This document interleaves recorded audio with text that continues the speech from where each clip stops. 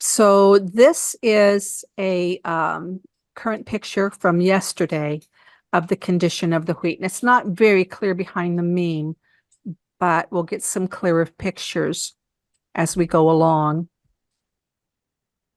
I put this one together. I had Shelley put this one together because it shows the progression of the wheat, but I want to show you something. If this was the first week, this looks black. And Shelley, this is why I quit going out in the evening, is because the evening sun picks up the black in the wheat when it's actually not there. Look at week 3. Do you see the difference? This looks like black wheat. It's because Mm. it was in the evening sun. I'm sorry, week 2. Week 3, it doesn't look black yet. So the evening sun was giving me all kinds of trouble, and I had to go out. If I took the picture from one side of the wheat, which was the wrong side because of the sun in the camera, I could get green. But if I put the sun behind me and took the photo pulled black. So I learned this year, don't try to photograph the wheat in the evening. It's better to do it in the morning. There's something better about the morning light. Okay, so then this was week 3, and this was this week. Here's another picture for you. You would say that wheat is pretty much black. However, if we really blow that wheat up, you can see it was the camera angle, and it's really just beginning to turn black right here. It was really green. And this was a picture of the wheat right beside that last one. The other angle, you can see the black is showing up right here, but it depends on how that wheat catches light, whether or not it's going to photograph black or green.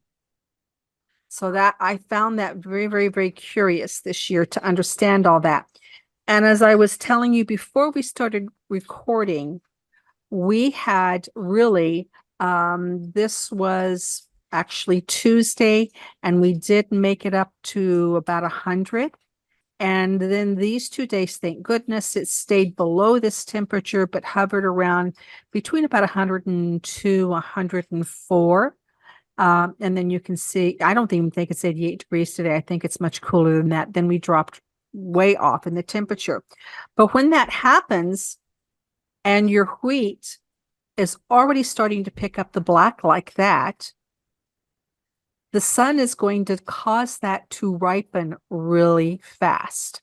I don't understand it, but it's true of the barley and of the wheat.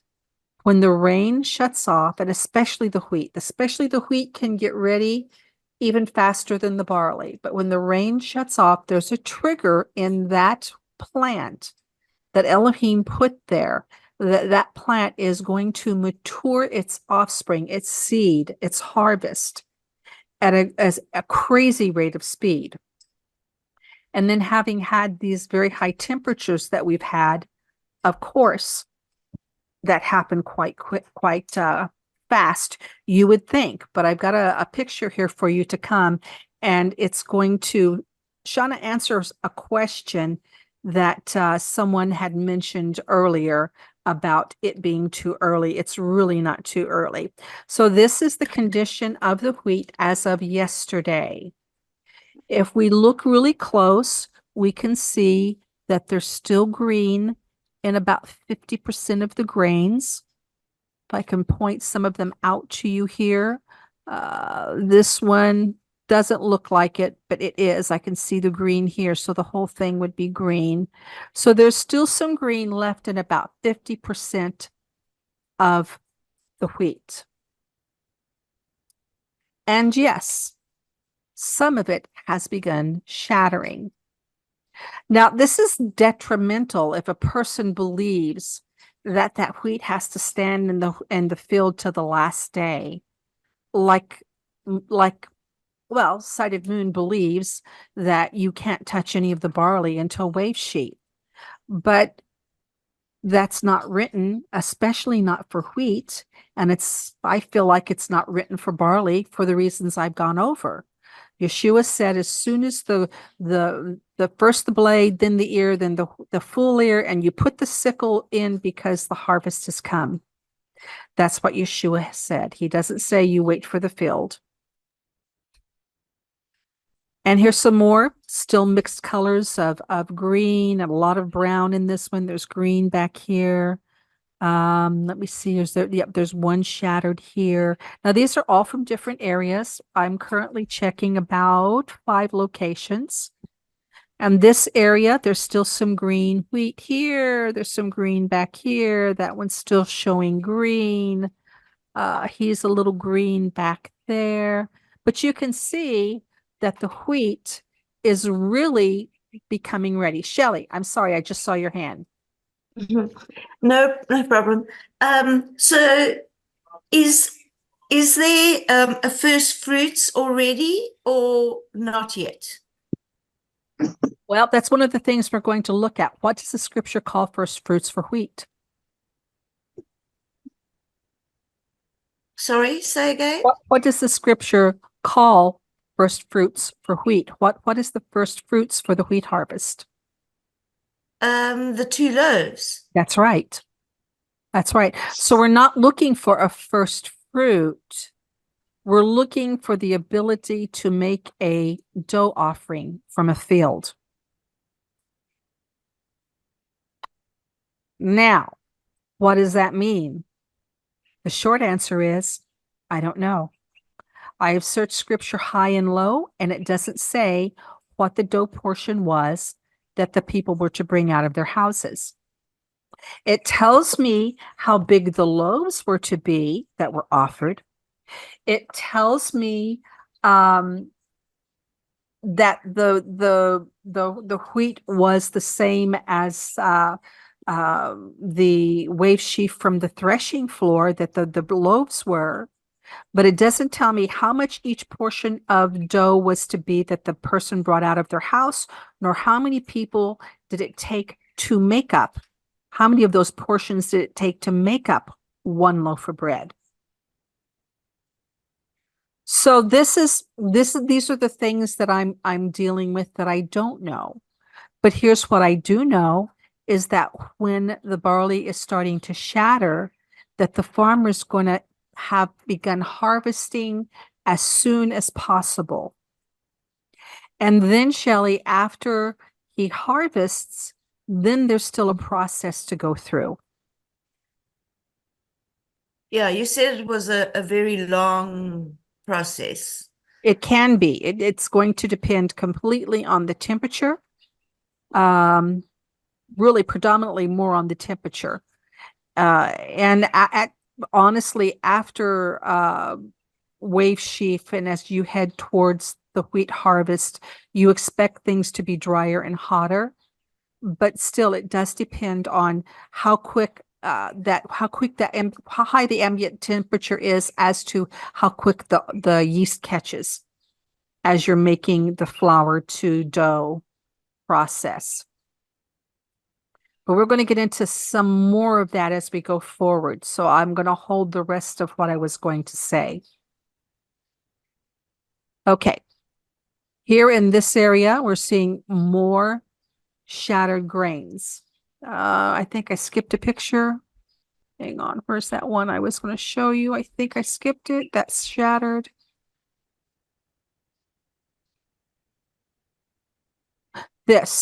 We actually had a lot of failed wheat this year. This is wheat, and it failed. There are kernels in there, but this is terribly immature. And this happened because we had, after we declared the Omer, we had about 3 days of a colder temperature and heavy rains. And when the wheat gets knocked over at a certain stage, basically it fails. So I did see a significant amount of failed wheat this year. April? That's kind of prophetic to what's going on in the body of Messiah right now, the failed wheat That's in the inside of parable. people's hearts. That's in the parable of the sower. It brings forth no fruit to perfection.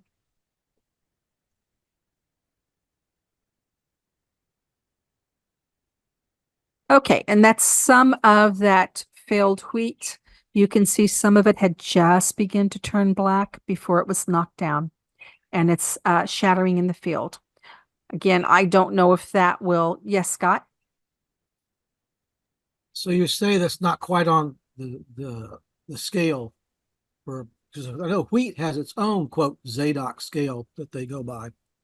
And so The only thing they can do at the Zadok scale is, I mean, I don't know what they would do at the Zadok scale in the wild wheat.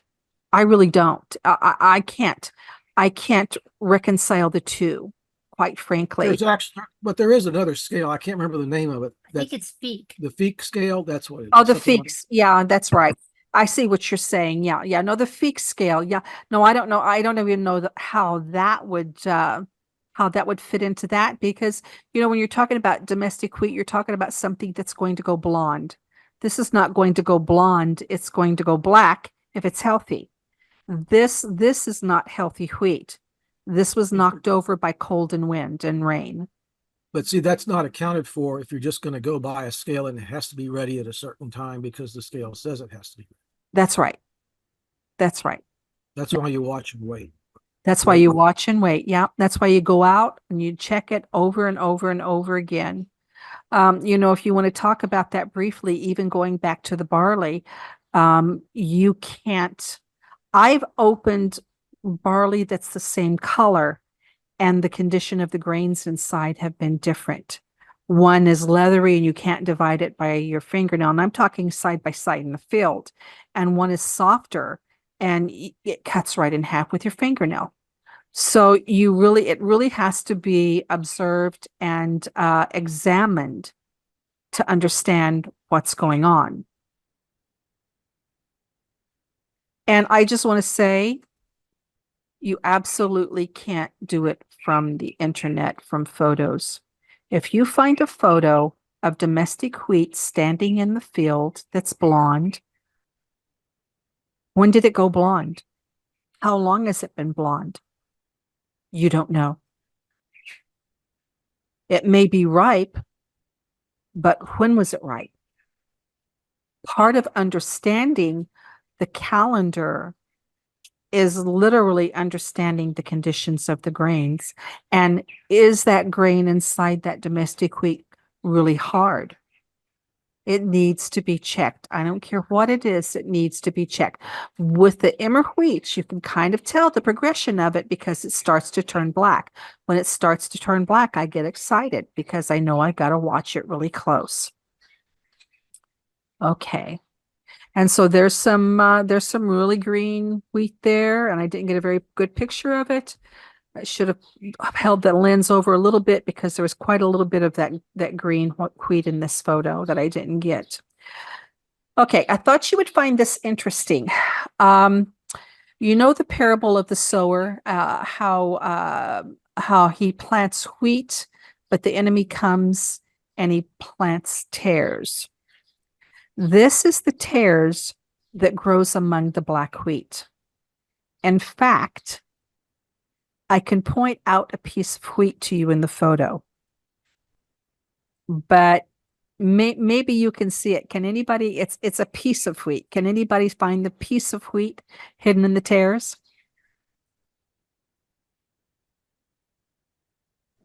Is it that black one that's kind of in the it looks like there might be a black one right in the middle to the right of the screen, kind of center. Is that it? That's it. The rest of that is called Hebrew. The Hebrew local name is Ben Hita. It's son of the wheat. Everywhere you see the black wheat growing, these tares, which are called goat grass, and our friends over at Aviv of God like to call the barley that grows in locations that they see unacceptable goat grass. But this is real goat grass. That is the name of this product. But the Israeli name is Ben Hita. It's the son of the wheat. And I really truly believe, because number one, it's black. Number two, it grows with the black wheat. And everywhere the black wheat grows, you're going to find them growing together.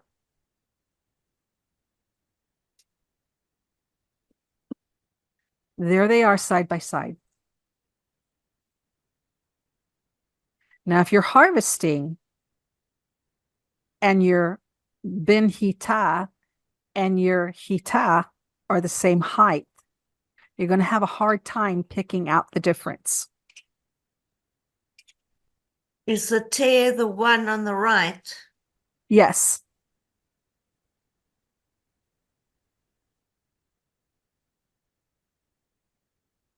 Okay, so that's basically where we are with what I saw in the field. Are there questions about what you've seen in these pictures? One of the things, and I thought I put that meme up here. Guess I didn't. I had a meme that Shelly made, and when I went out yesterday, guess what? We were exactly 50 days from the day that I had declared that we had an omer of Abib barley. Exactly 50 days. And so the answer to whether or not our calendar is off because it's not ready exactly at Shavuot, number one, you don't want to be harvesting the first of anything from your field at Shavuot. You want it to have already begun because you're not offering wheat, you're offering bread. That's number one. Number two, we intercalated this year. We knew that the barley, because we intercalated, because we allowed for that extra lunar cycle, we knew before the new moon, because that's when I went out and checked, that we had an omer of barley. Because the previous month, I said there was no cohesive omer of barley, and I couldn't go with the year because there were too many indicators, being flax and the barley, and just looking at the condition of, well, basically there was no wheat above the earth at that point. There were still places where things needed to come up on the earth.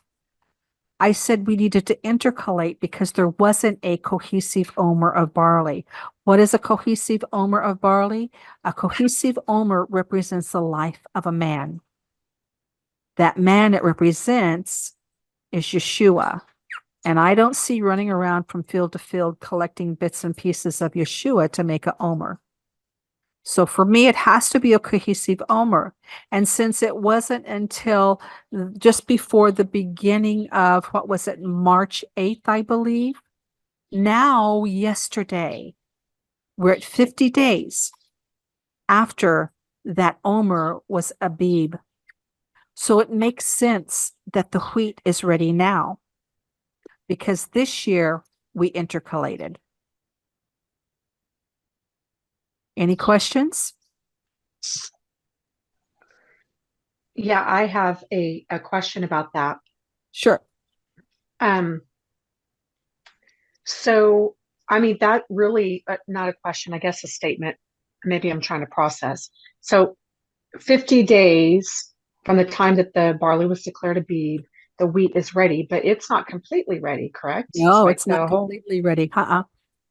So, There was one so in my, field that was.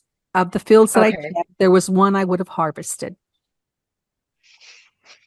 but I mean, I'm with you because it doesn't say anything. I feel like maybe some other groups are trying to use the principles of what he says for the barley for the wheat, and it's different. Right. Absolutely. So I can see how that can happen because whenever I was out there, we were between the barley and the wheat, and we saw the wheat literally go from green to black very quickly. And then the week that we left, like that's when they were harvesting everything. So we knew we were in the right. But while we were there, it was still within a couple of weeks. It was just starting to turn. So I can see how there would be a couple of weeks in between that time, which shows we're in the right time. Right. Right. And honestly, April, the general harvest of the land, it doesn't reflect anything that goes with the biblical calendar. It just doesn't. I don't care if it's the only thing that's similar. This is the only thing that's similar between the domestic barley and wheat and the wild barley and wheat. That is that they will germinate under the same conditions. After they've germinated, then nothing is the same. Scott? The question that I have is, it has to do with the tares, and I recall the tares, they stand straight up, the wheat boughs. Does the same thing happen with barley? You have tares that stand straight up. Does barley have tares? No, just- it doesn't. And that specific parable is about wheat. Okay. Mhm. So in that case, what you just showed us, the tares that you just showed us, the son of the wheat, uh, doesn't that stand up, and the ripe wheat will fold over? I mean, it depends. So yes, if you see what you're looking at, they're pretty much standing up. However, if the stem gets long, they will still, like this one, see how he's leaning? And Yep. if he's nestled in between the wheat, then he'll go with the wheat, and the wheat will lay over. Okay. So so really, that's pretty much an unharvestable picture I'm seeing right now, because you're mainly going to be getting Well, this the, one, there's hardly any wheat in there. Yeah. okay. Yeah. Yeah. All of this except for this little piece right here. And that is a whole uh, wheat grain. It's just a very short one. Wheat grains come in many sizes. Some of them are as, big as your forefinger from the bottom knuckle, plus the awns. And some of them are as little as the tip of your pinky. It depends on the conditions. The wild grains, especially, depends on the conditions and the location that they grow in. So this is a complete little bitty head of wheat. But when they grow together, and I don't think I have one. No, I didn't upload one. When they grow together in with the wheat, if they're mixed like that, and there's as much wheat as there is the tares, they will lay over with the wheat because the wheat heads are heavier and they're bigger, generally speaking. So if you look at this wheat head right here and you compare it to, where'd it go? Hang on. Sorry. You compare it to that. A healthy wheat head is quite a bit more substantial than the head of a tare. Okay. April? So, okay, I just want to clarify because I don't follow any other calendar people. So there was groups that took like a little bit of barley from different fields and said that that was an omer. Well, I was corrected on that by an advocate that said that no, they didn't harvest a omer of barley, they left it for other people. And I'm going to, and he didn't rebut me. I said, yes, but the intention was that what they were showing us represented an omer and it was from different fields. Okay, yeah, I definitely I don't think that's scriptural, which we could I don't know. I'm just going to leave it at that. Yeah, no, I don't feel like it's scriptural. When you understand what we're given in the New Testament, that it represents something, there has to be spiritual understanding. And we're going to get into some more of that with the wheat tonight. There's more spiritual understanding here that I haven't given you yet. I'm anxious to get on and go forward and do the order of creation. But every time I try to get away from it, I find myself back here and hearing, wait a minute, you've got to show this part because these things are spiritual. If they're not spiritual, why are we doing them? I'm serious. We were told that these things would never save us. So if they're not spiritual, why are we even paying attention to them? And it's not until you add the spiritual understanding that you understand the natural and why it had to be that way.